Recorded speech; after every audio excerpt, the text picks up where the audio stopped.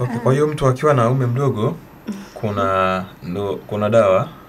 Yani actually so dawa ya kusema kwamba inakuza uume, lakini itafanya at least ile performance ya mwanaume iongezeke.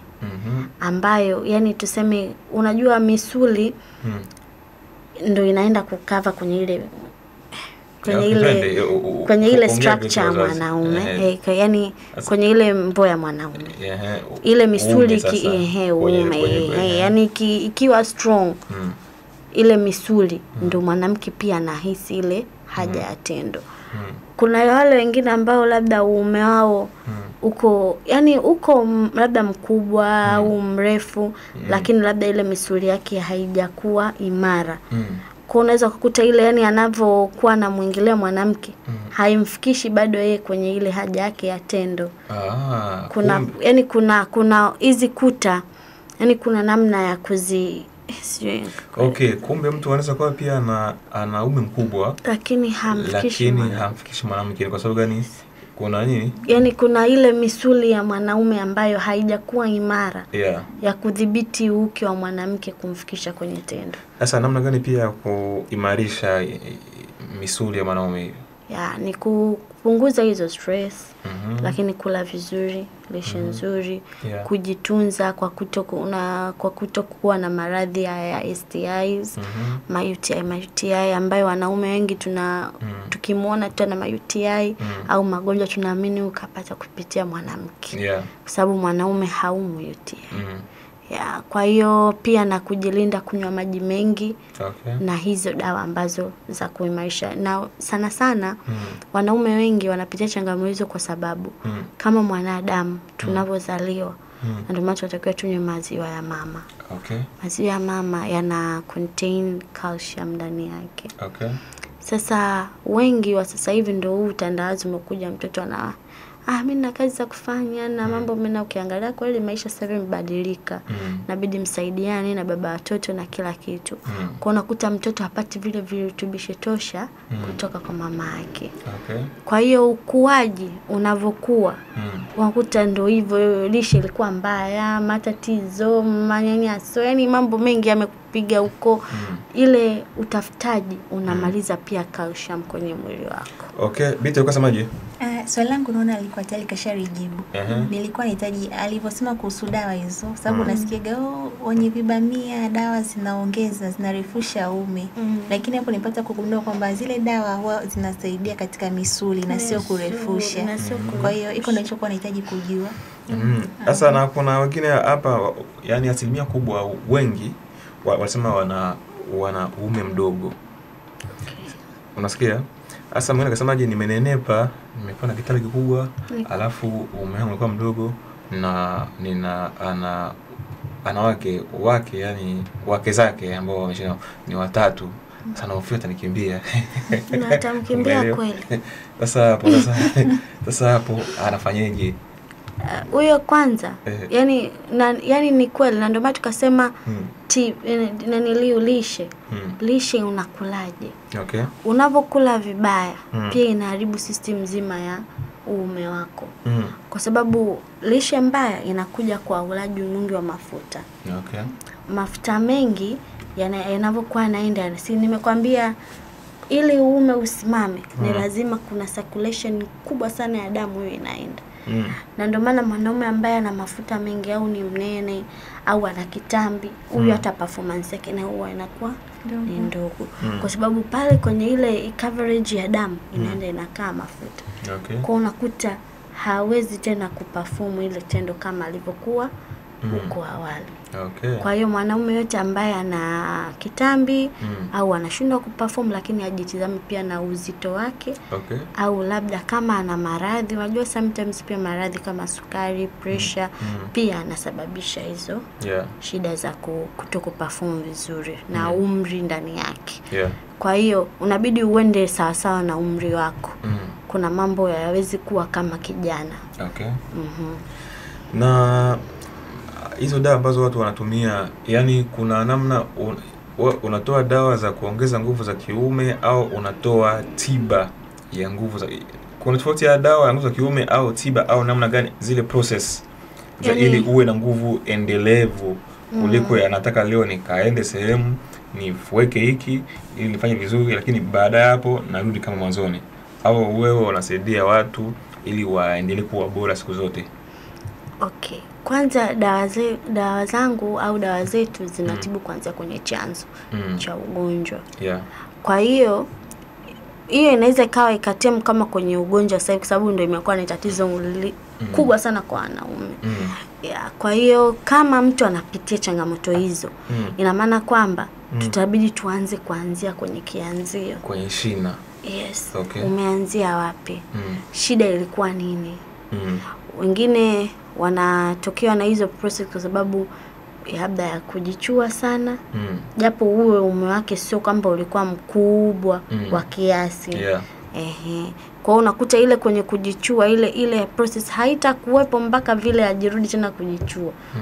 Haita perform vizuri na umezoea mkono kuliko uke wa mwanamke.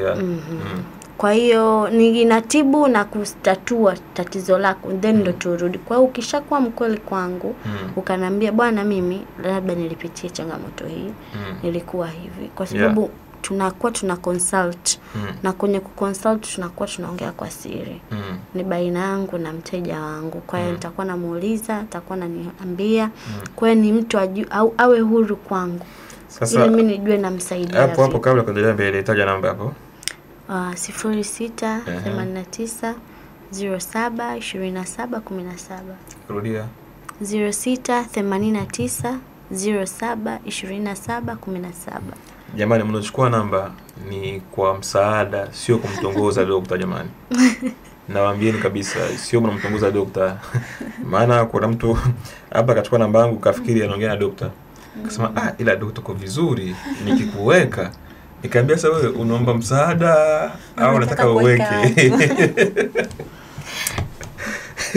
Jamani, unachukua namba sio kwa sababu ya kutongoza, kwa sababu ya msaada.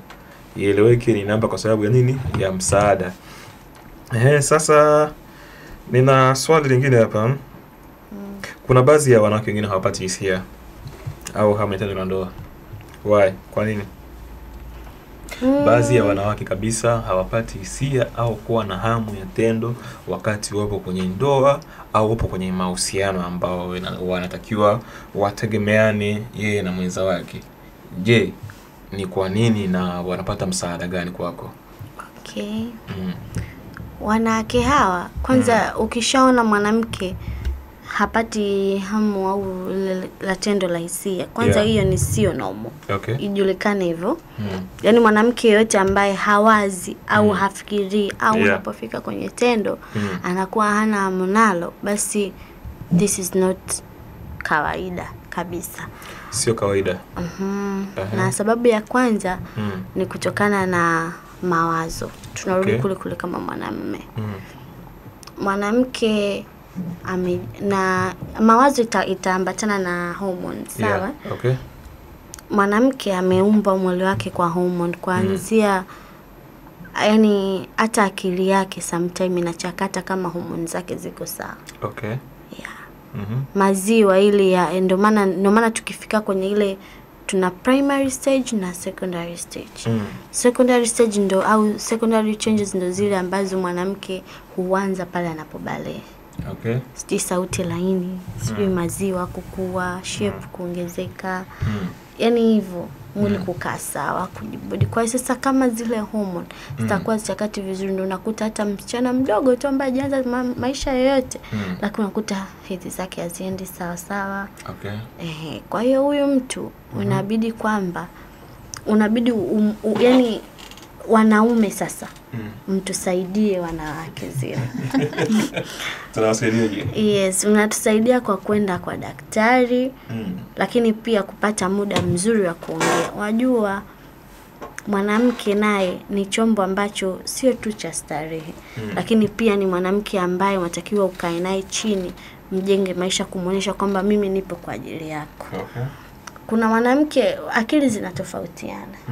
Kuna mwingine hata umkere, umuudhi, umgubudhi, umpige vibao, ukirudi jioni kutaka tendo na atakuwa radhi wa kufanya hilo tendo. Na anakupatia kwa sababu tu amekuelewa Kwa sababu wewe mtu wake au kwa sababu tu kwa sababu ya kumzingua? Sio kwa sababu wewe tu ni mtu wake au sio kwa sababu amekuridhia, lakini moyo wake umepokea yale ambayo wewe unayafanya. Ndio kuridhiana. Mwanamke ukimkosea mchana au asubuhi, jioni, hata kupatia kweli kuna ute hapo. Yaani kwamba mmekerana asubuhi, afu jioni atakuwa na ule ute. Kama ameachilia. Yaani si ndio, yaani wewe unavyofanya. Yaani kuna mwingine anakuja anajirudi anasema labda mimi nilimkosea. Okay. Lakini haoni kama wewe ndio umekosea. Kuna mtu hapa kasemaje, mimi ukinikwaza asubuhi afu jioni unataka nipande bro, akagoma kabisa. Huyo sasa ni ule mtu ambaye anaweka vitu moyoni. Lakini pia anataka, ndo hapo ndo tunarudi kwamba ukimuingilia huyo ni kama usongela mic hapo. Ni kama umembaka. Kwa sababu anakuwa hana tena ile, yani zile hisia zimepotea kwa sababu ana hasira na wewe. Ndio maana tunarudi kwenye mawazo ambazo zinaendana na hormone. Yaani ile hormone ya mwanamke ilete ule ute kwenye uke wake. Ni lazima kwanza ianze kwenye akili. Kwenye akili yake. Na mimi labda niseme kitu fulani. Wajua mapenzi siku hizi, na ndio maana watu wengi wanaona kwamba mke wangu hana tendo la ndoa. Mke wangu hana hamu na mimi. Kuanzia kwenye vyakula tunavyokula. Kwanza tayari vinaharibu mpangilio mzima wa homoni zetu kama wanawake. Hilo liko wazi kabisa. Sawa Lakini kukosa mawasiliano na mwenza wako pia ni sababu kubwa sana ambayo inawaathiri wanawake.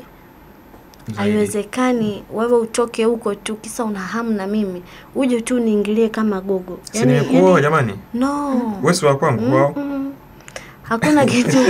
Hakuna kitu kama hiko. Sasa wewe si wa kwangu, sasa si tumekuoa. Kukosa yani yes. Hapo uje niongee hata kama mimi ni wa kwako. Ndio maana ukiwa unaambiwa unaandaa chakula, matunda, mboga lazima uyaoshe kwanza, uyamenye kama yatakiwa kumenya, afuaze kukatakata. Yaani kila kitu ni process. Yaani ni process. Unamtaka mke wako jioni, si ndio? Unatoka nyumbani, unabidi kuna vitu ufanye. Umuonyeshe kwamba mimi leo nataka nipate kitu fulani kutoka kwako. Unamwanda aina kisaikolojia ndio inaanza kwenye akili. Ili kuleta sasa ule ute ambao unautaka wewe wakati wa tendo. Kwa hiyo kwa staili hiyo wanaume wengi wanabaka wake zao. Na ndio maana wanakuja wanalalamika, mke wangu apate hamu ya tendo, mke wangu anapoteza uke, maumivu, wakati kwa sababu humjamuandaa mawasiliano mazuri na mwanamke wako. Upo kazini, humpigii simu, humjulii hali, uulize hata amekula au ameshindaje. Yaani vitu vidogo sana kwa mwanamke ndio vinafanya hamu ya tendo yake likawa kubwa zaidi kwako. Vidogo sana. Kwa hiyo mwanamke ukimcheki baby vipi inaendeleaje huko sawa ile. Yaani na usifanye kama vile like you are forcing it. Yaani fanya kama ndo mara yako ya kwanza unakutana naye. I see. Yaani hata mwanamke unaweza kaniomba namba yangu, si ndio? Mimi nikawa sina intentions kwamba Jose ananitaka.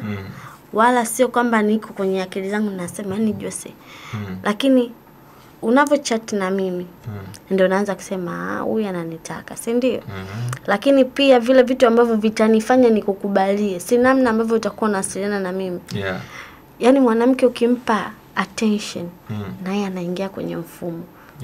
Sisi ni wajinga yaani kwa ubora au kwa uchache, lakini pia ni watu wenye akili sana. Na ndio maana ambao usicheze na hisia za mwanamke. Lakini ujinga wetu unakuja kwamba pale ambapo nitapenda. Pale ambapo nitaona masikilizano yapo, mapenzi yapo. Sasa ndo unayafanyaje yale mapenzi ili yawepo? Kwa unakuta yani unaondoka nyumbani, bye baby, baadaye nitakuona, sawa. Uko kazini mwenzako nimekumisi. Yaani kuna staili yako ile ukiwa na mimi nasikia raha. Umekaa saa 7 kidogo, yani mke wangu chakula chako huwa ni kitamu sana. It's too big, girl. Yeah.